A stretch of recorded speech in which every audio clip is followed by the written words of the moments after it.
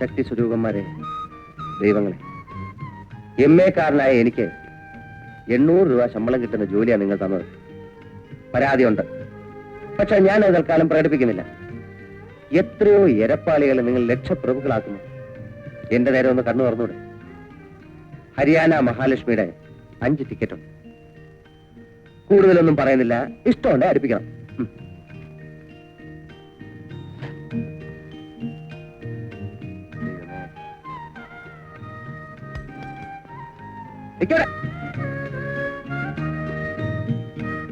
ആകെ ഇതാ ഉള്ളത്.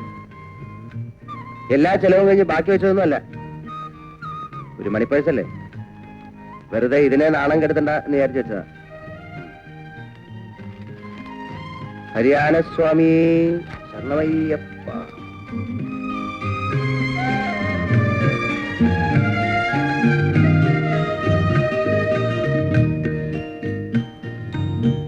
ഒന്നാം സമ്മാനം 1 ലക്ഷം രൂപ. ഇല്ല,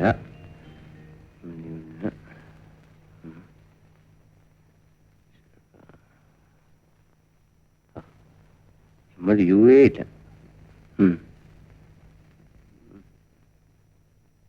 എന്തിനാ ഇങ്ങനെ മനുഷ്യരെ കൊരം കളിപ്പിക്കുന്നത്? തല്ലുകൊണ്ടുണ്ടെങ്കിൽ അവിടെ നിന്നോ. ആദ്യ പ്രസംഗി മെനയില്ലാത്ത ആസത്ത് കളർപെൻസിലില്ലാണ്ട് ഞാൻ സ്കൂളിൽ പോയില്ല. മാപ്പ് വരയ്ക്കുമ്പോ ഓരോ കൺട്രിക്കും ഓരോ കളർ വേണമെന്ന് ടീച്ചർ പറഞ്ഞു. ആ ടീച്ചറിനോട് ഇന്നോടൊന്ന് ക്ഷമിക്കാൻ പറ. ഇന്ന് 1-ാം തീയതി അല്ലേ, മാമന് ശമ്പളം കിട്ടുന്ന ദിവസമല്ലേ.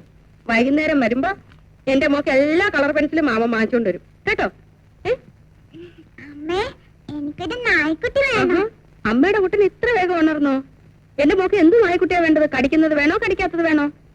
കടിക്കാത്ത നായ്ക്കുട്ടി. ആ, ഇന്ന് മാമന് ശമ്പളം കിട്ടുന്ന ദിവസമല്ലയോ. വൈകുന്നേരം വരുമ്പോ എന്റെ കുട്ടന് മാമൻ നല്ല 1-ാം തരം നായക്കുട്ടിയെ വാങ്ങിച്ചോണ്ട് വരും കേട്ടോ. ഇപ്പൊ പോയി പല്ലിയൊക്കെ കൂട്ടാ. രാധേ രാധേ, ബാലഗോപാലന് മാസപ്പടി കിട്ടുന്നത് ഇന്നല്ലയോ? എനിക്കറിഞ്ഞൂടാ. ഇന്നലെ ദേവി പറഞ്ഞല്ലോ. എന്നാ പിന്നെ എന്തിനാ എന്നോട് ചോദിക്കുന്നത്? ഇങ്ങക്കൊക്കെ കളി തമാശയാ. അവനൊരു പണി കിട്ടിയ പഴയടത്തമ്പലത്തിലെ ഭഗവതിക്ക് 10 കുറ്റി വെളിച്ചെണ്ണ കൊടുക്കാമെന്ന് നേർന്നത് ഞാനാ. മാസം 6 ആയില്ലേ. നിങ്ങൾക്കൊക്കെ അതിനെപ്പറ്റി ഒരു ചിന്തയുണ്ടോ? ഒറ്റ ഒരെണ്ണത്തിനില്ല ഈശ്വര വിചാരം. രക്ഷിക്കണേ എന്റെ അയ്യപ്പ. ദൈവമേ, ഹരിയാന ഇത്തവണ എന്നെ തഴഞ്ഞു.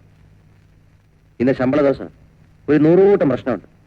ഉള്ളതുകൊണ്ട് ഓണം പോലെ എല്ലാം ഒന്ന് സോൾവ് ചെയ്ത് തരണേ. എല്ലാം സോൾവ് ചെയ്തേക്കാം ഭക്ത. ഇവിടെ പക്ഷെ വളരെ പെട്ടെന്ന് സോൾവ് ചെയ്യേണ്ട കുറെ പ്രശ്നങ്ങളുണ്ട്. ഗുരുതരമായ ആ പ്രശ്നങ്ങളൊക്കെ മുൻവശത്ത് വെയിറ്റ് ചെയ്യുക.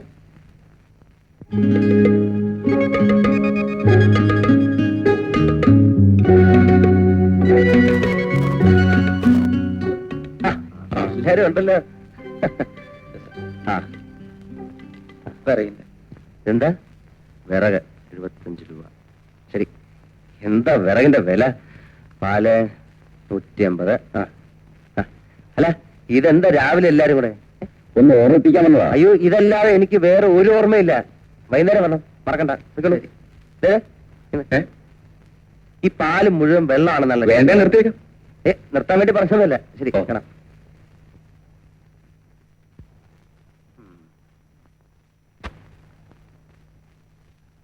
സാർ, ഈ പത്രത്തിന്റെ പൈസ ഉണ്ടോ സാർ? വൈകുന്നേരം വരും, ഞാൻ ഇറങ്ങി കഴിഞ്ഞു. ആ.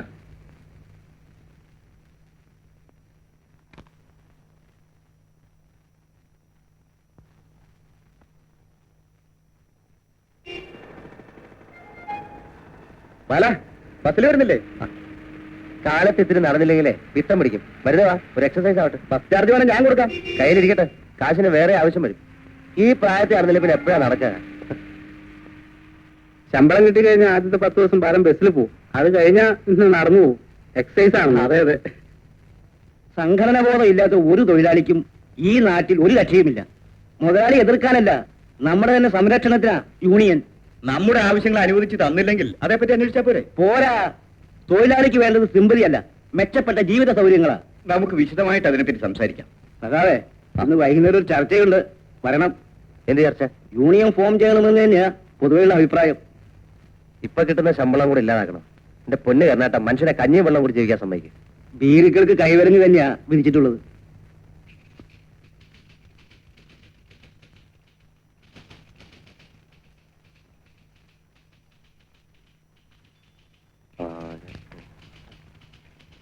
വേറെ വാടക 250.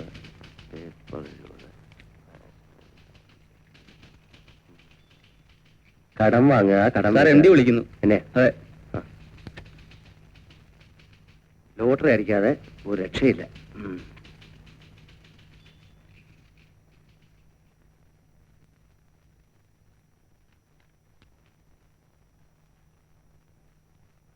സാർ വിളിച്ചോ? ആ, ഉവ്വ്. യൂണിയൻ പ്രവർത്തനങ്ങളൊക്കെ എവിടം വരെയായി? എനിക്കറിയില്ല സാർ. അതെന്താ, യൂണിയൻ ചേർന്നില്ലേ? ഞാൻ അങ്ങനത്തെ ഒരാളല്ല സാർ. പല ഭാഗത്തുനിന്നും പ്രഷറുണ്ട്, പക്ഷെ ഞാൻ ചേരില്ല. കാരണം? എനിക്ക് യൂണിയനേക്കാൾ വലുത് കമ്പനിയാണ് സാർ. ആ, കമ്പനി നഷ്ടത്തിലാണ്. അതെനിക്ക് പണ്ടേ അറിയാം സാർ. പണ്ടത്തേതിനേക്കാൾ നഷ്ടത്തിലാണ് ഇപ്പോൾ. അതും ഞാൻ ഊഹിച്ചു. എങ്ങനെ? കമ്പനികളെല്ലാം തന്നെ പൊതുവെ നഷ്ടത്തിലാണെന്ന് എനിക്കറിയാം സാർ. മിസ്റ്റർ ബാലഗോപാലൻ, എത്ര പേരുടെ കൈയും കാലും പിടിച്ചാണ് ഇതിനകത്ത് കയറിയെന്ന് ഓർമ്മയുണ്ടല്ലോ? ഉണ്ട് സാർ. എന്ത് വന്നാലും ഞാൻ യൂണിയനിൽ ചേരില്ല, എന്നെ വിശ്വസിക്കാം. എങ്കിൽ എല്ലാ സുരക്ഷിതത്വവും മിസ്റ്റർ ബാലഗോപാലിന് ഇവിടെ നിന്ന് ലഭിക്കും. Thank you sir. ചെല്ലു, ചെന്ന് ആത്മാർത്ഥമായി പണിയെടുക്കും. എടുക്കാം സാർ.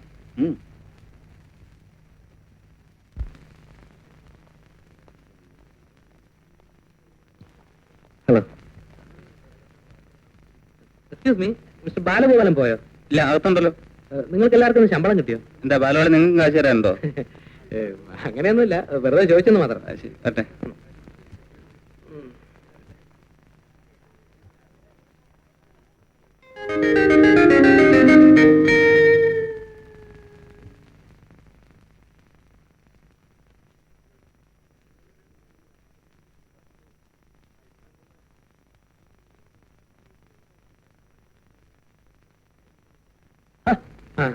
നീ എന്താ അകത്ത് വരാത്തെ? ഇവിടെ നിന്നാ ഏത് വഴി പോയാലും നിന്നെ കണ്ടുപിടിക്കാമല്ലോ എന്ന് ഓ, കരുതി. അത് ശരി. അപ്പൊ എന്നെ പറ്റിയുള്ള നിന്റെ ധാരണ ഏതാ? അതൊന്നുമല്ല, നീ ചിലപ്പോ മറന്നുപോയാലോ എന്ന് കരുതി. നീ ഒരു നല്ല ഫ്രണ്ടല്ല. നിനക്ക് ആത്മാർത്ഥമില്ല. ആത്മാർത്ഥതയുടെ ആവശ്യത്തിന് കൊണ്ടുപോകാനേ, നീ രൂപ എടുക്ക്. ശമ്പളം കിട്ടിയില്ല. രൂപ എടുക്കടാ. ശമ്പളം നാളെ കിട്ടുള്ളൂ, എന്നെ എടാ, വിശ്വാസം നിന്റെ ഡാ ഒന്നും എന്റെ അടുത്ത് വേണ്ട, നീ ഒളിച്ചു വെച്ചാലും ഞാൻ രൂപ എടുക്കാം. നാളെ തരാം. ശരിയാകത്തില്ല, അത് ശരിയാകത്തില്ല. ദേ, ഇനി നമുക്ക് ധാരാളം തമാശയൊക്കെ പറഞ്ഞ് കാപ്പിയൊക്കെ കുടിച്ച് വായി നോക്കി നടക്കാം. നീ വാ. എടാ, ഇനി എത്ര മാസം കൊണ്ട് ചിട്ടി തരും? ഇതൊന്നും എനിക്ക് ഓർമ്മയില്ലല്ലേ? അടച്ചില്ലെങ്കിൽ എന്താ, ഞാനാണല്ലോ ജാമ്യക്കാരൻ. അങ്ങനെ നിന്നെ കുഴിയിൽ ഇറക്കിയിട്ട് ഞാൻ രക്ഷപ്പെട്ട് കളയെന്നാണ് നിന്റെ വിചാരം? അങ്ങനെ വല്ല വിചാരം ഉണ്ടെങ്കിൽ വീട്ടിൽ നിന്ന് ഞാൻ തല്ലും. എന്റെ കൈയും കക്ഷത്തിരിക്കല്ലേ. പിന്നെ എന്റെ 8 സെന്റ് സ്ഥലത്ത് ഐശ്വര്യമായിട്ട് ഞാനൊരു വേലി കെട്ടി.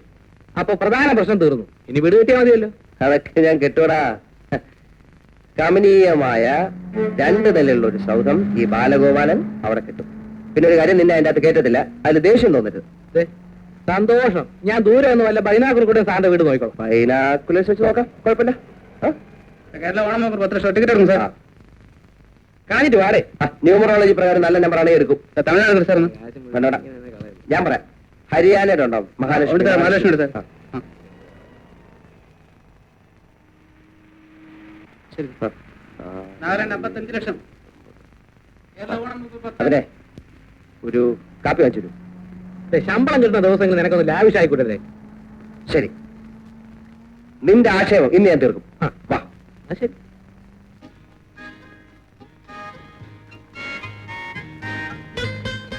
എന്തൊക്കെയാ വേണ്ടതെന്ന് വെച്ചാല് ആക്രാന്തം തീരുന്നവരെ ഓർഡർ ചെയ്ത് കഴിച്ചു. എനിക്ക് ഒറ്റ ആക്രാന്തം മാത്രമേ ഉള്ളൂ. നിന്നെ കൊണ്ട് കുറെ കാശ് ചിലവാക്കി. എടാ നാരണൻകുട്ടി, ഞാനൊരു പ്രാരാബ്ധക്കാരനല്ലടാ. ഇങ്ങനെ ഇപ്പൊ തിരിഞ്ഞു നോക്കല്ലേ, ഇപ്പൊ തിരിഞ്ഞു നോക്കരുത്.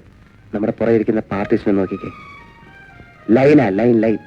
ഞാൻ നാളെ ബീച്ച് വെച്ച് കണ്ടു. തിരിഞ്ഞു നോക്കല്ലേ. ഇവിടെ ഇവന്മാർക്കൊക്കെ നാണമില്ലടാ ഇവളുമാരുടെ പുറകെ നടക്കാൻ.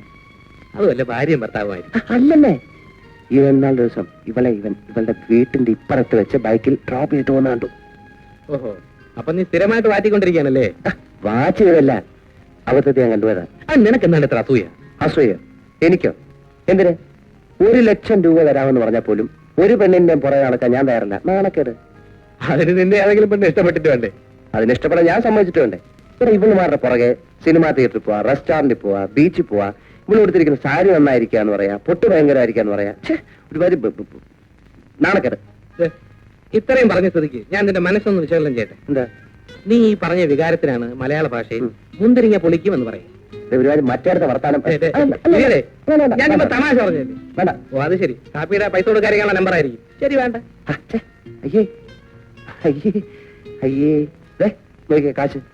Mary had a little lamb. Its fleece was white as snow, and everywhere that Mary went, the lamb was sure to go. He followed her to school one day. That was against the rule. It made the children laugh and play to see the lamb at school. ഇതാ colour pencil, നായക്കുട്ടി. എന്തിനാ ബാല ഇങ്ങനെ കാശ് കണ്ടമാനം കളയുന്നത്? ഓ, ഇതിനധികം കാശൊന്നും ആയില്ലേ ചേച്ചി? ഇനി മാപ്പം പറഞ്ഞ് ഇവിടെ കിടന്ന് കൂവിയാലുണ്ടല്ലോ. നോക്കിക്ക നിന്നെ ഞാൻ. എണ്ണിച്ചുട്ട് അപ്പം പോലെ മാമന് കിട്ടുന്ന കാശുകൊണ്ടേ നിങ്ങളുടെ കാര്യം മാത്രം നോക്കിയാ പോരാ. രണ്ട് കിണിങ്ങള്. ഇത് ശരിക്കും ശബ്ദം വരുന്നില്ലല്ലോ. ശബ്ദം കേൾക്കുന്നില്ലല്ലോ. ശബ്ദം കേൾക്കുന്നത് നിന്റെ അച്ഛൻ വരുമ്പോ വാങ്ങിച്ചു തരാൻ പറ. ഓട്ടർ കേട്ടടി എന്നാ പെൻസില്. ശബ്ദം കേൾക്കുന്നില്ല അത്രേ. ബാല, ചന്ദ്രേട്ടനെ ഇന്നും കണ്ടില്ലല്ലോ. വല്ല പനിയോ മറ്റോ പിടിച്ചാണാവോ? പെണ്ണവേലും തേക്കരുത് 100 തവണ പറഞ്ഞിട്ടുള്ളതാ. കേക്കണ്ടേ? പിന്നെ രാത്രിയും പകലുമുള്ള ഈ ഓട്ടോ ബസ്സിലെ പണി ഒരു ദുരിതം പിടിച്ചു തന്നെയാ. ഇന്ന് വന്നില്ലെങ്കിൽ പിള്ളേരുടെ ഫീസ് ചന്ദ്രേട്ടൻ വരാതിരിക്കില്ല. എന്നാലും 10 മണിക്കുള്ളിൽ കൊടുത്താലും മതി. പക്ഷെ ഫൈൻ വേണമെന്ന് പറയും. 2 ദിവസക്കുള്ളിൽ ചന്ദ്രേട്ടൻ എന്തായാലും വരാതിരിക്കില്ലല്ലേ ബാല? എന്നാലും 2 ദിവസം മുമ്പ് വന്നിട്ട് പോയതല്ലേ ഉള്ളൂ. അപ്പൊ ചേച്ചി പറഞ്ഞില്ലേ ഫീസിന്റെ കാര്യം? തളർന്ന ഒരാൾ വീട്ടിലേക്ക് വന്നു വരുമ്പോ കാശിന്റെ കാര്യം പറയാൻ പറ്റുമോ? നേരം വളരുന്നതിനും അങ്ങ് പോവുകയും ചെയ്തില്ലേ? കുട്ടികൾ പഠിക്കാൻ പോണ കാര്യമൊക്കെ ചന്ദ്രേട്ടന് അറിഞ്ഞൂടെ? നിനക്ക് അടുക്കളയിലെ പണിയൊക്കെ കഴിഞ്ഞു? ഒക്കെ കഴിഞ്ഞു. എന്നാ അവിടെ തന്നെ ഒന്നു.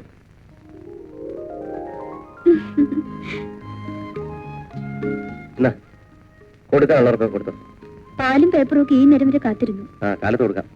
കുട്ടികളുടെ ഫീസ് എന്തായാലും ബാലേട്ടൻ തന്നെ കൊടുക്കേണ്ടി വരും. വൈകിയോ ഫൈനും. ചന്ദ്രേട്ടൻ ആരാ പുള്ളി? ഫീസിന്റെ കാര്യം മാത്രം ഭയങ്കര മറവി. എന്തെങ്കിലും ആവട്ടെ. നീ എന്തിനാ വെറുതെ ചേച്ചിയെ ദേഷ്യം പഠിപ്പിക്കുന്നത്? ഒരു ദിവസം 50 രൂപയാണ് എത്ര ഒരു കണ്ടക്ടർക്ക്. പിന്നെ ചന്ദ്രേട്ടൻ ആയതുകൊണ്ട് ടിക്കറ്റ് എഴുതാതെ കാശ് വാങ്ങാൻ ആരും പറഞ്ഞു കൊടുക്കണ്ടല്ലോ. വിശക്കുന്നില്ലേ? എന്നാ ഞാൻ എടുത്തു വെക്കാം. ബാലഗോപാലം വന്നോ? വന്നു മുത്തശ്ശി. പക്ഷെ കിടക്കുക. ഭയങ്കര തലവേദനയാണത്രേ. എന്ത് പറ്റി എന്റെ കുട്ടിക്ക്? വേണ്ട മുത്തശ്ശി, ബാലേട്ടൻ കിടന്നോട്ടെ. ഈ ബോഡി എന്റെ കുഞ്ഞിന് എന്തു പറ്റിയോ എന്തോ. മുത്തശ്ശി അവള് ചുമ്മാ പറഞ്ഞതാ, എനിക്കൊന്നുമില്ല. മിണ്ടാതിരുന്നോണം. നെറ്റി ചുട്ടുപൊള്ളുക. വല്ലവും വന്ന് കടന്നു പോയാ എന്താവും സ്ഥിതി? എന്റെ അണ്ടല്ലോ കാവിലമ്മേ, ഒരു പട്ടും വളയും തന്നോളാമേ. എന്റെ കുഞ്ഞിന്റെ തലവേദന മാറ്റിക്കൊടുക്കണം. മുത്തശ്ശി, ഒരു തലവേദനയ്ക്ക് ഇത്ര വലിയ നേർച്ച വേണോ? അതും ഇല്ലാത്ത തലവേദനയ്ക്ക് നീ ഒന്നും പറയണ്ട. എന്തായി മാസപ്പടി കിട്ടിയില്ലേ? ആ കിട്ടി. പഴയടുത്ത അമ്പലത്തിലെ വെളിച്ചെണ്ണയുടെ കാര്യം നീ മറന്നു? യോ കൊടുക്കാം. ചേട്ടാ, ഹൗസ് ലോണിന്റെ പേപ്പറാണെന്നാ തോന്നുന്നത്. കാലത്ത് വന്നതാ.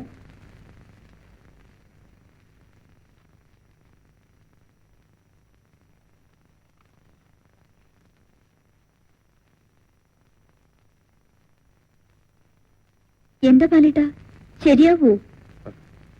സ്കീമില്ലാത്രേ.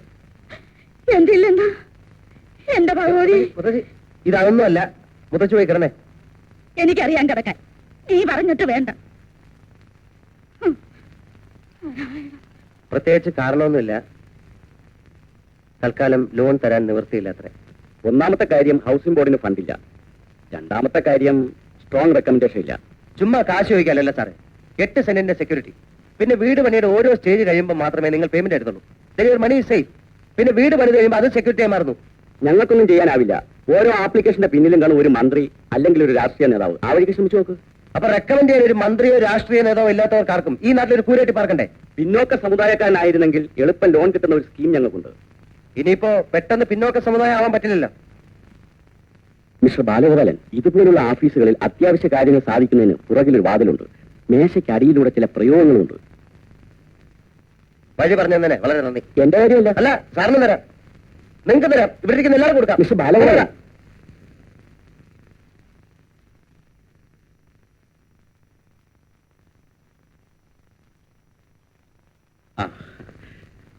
ബാലഗോപാല, കമ്മിറ്റിയൊക്കെ രൂപീകരിച്ചു. എന്നെ പിടിച്ച് എക്സിക്യൂട്ടീവിൽ ഇട്ടിരിക്കുക. ബാലിനോട് പൊതുവെ കരനേട്ടനും മറ്റും അതൃപ്തി ഉണ്ടെന്ന് തോന്നുന്നു. എനിക്ക് യൂണിയനിൽ ചേരാൻ പേടി എന്റെ കുട്ടപ്പഞ്ചേട്ടാ. ഒരു മാസത്തെ ശമ്പളം പോയാൽ എല്ലാ പദ്ധതികളും കുഴയും. ഞാൻ പറഞ്ഞെന്ന് മാത്രം. എനിക്ക് എന്തൊക്കെ പ്രശ്നങ്ങളുണ്ടെന്നറിയാം. സെക്രട്ടേറിയറ്റിൽ പോകണം, ഹൗസ് ലോൺ ശരിയാക്കണം. ഈ വൈറ്റ് കോളർ ജോലി നിർത്തിയിട്ട് ഫീൽഡിലോട്ട് ഇറങ്ങിയാലോ എന്ന് ആലോചിക്കുക. അതിലേ ഉള്ളൂ അല്ലേ ഫലവും. ശ്രമിച്ചു നോക്ക്. MD ഒന്ന് മണിയടിച്ചാൽ മതി. യൂണിയനിൽ ചേരാത്തതുകൊണ്ട് പുള്ളിക്കാരെ സമ്മതിക്കും. അത് ശരിയാ. ഈ സെയിൽസ് ക്യാൻവാസിംഗ് നടത്തിയ കമ്മീഷൻ കിട്ടും. അതൊരു എക്സ്ട്രാ വരുമാനമാണല്ലോ. ഒന്ന് മണിയടിച്ച് നോക്കാം. സെയിൽസ് ക്യാൻവാസിംഗ് നടത്തുന്നതിൽ വിരോധമൊന്നുമില്ല.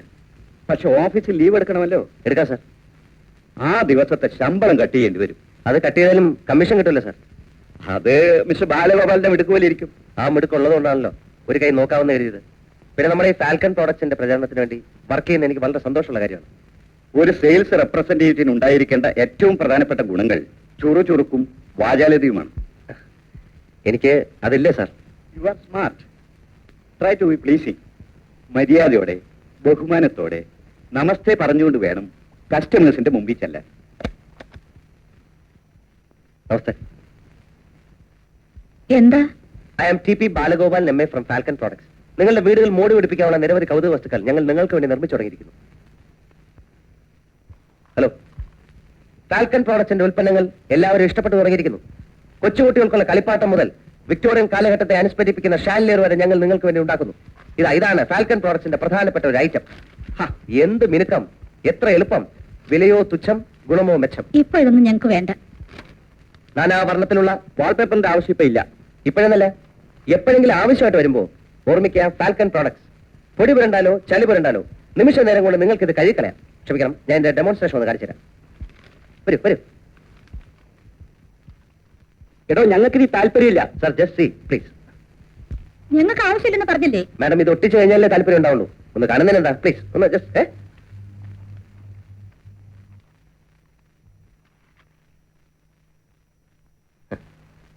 ഇതാ ഫോർ എക്സാമ്പിൾ. ഇതിൽ എന്തെങ്കിലും അഴുക്ക് വരണ്ടോ എന്ന് വിചാരിക്കാം.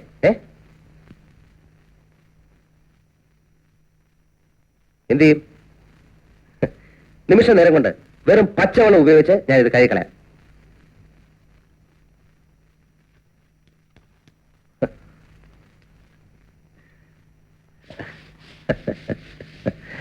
എന്താ ഈ കാണിക്കുന്നത്? I'm sorry. Get out! My bag. Get out, I say! Sorry. Please. താൻ ഒന്നും വേണ്ട. ഉപദ്രവിക്കരുത്. Please.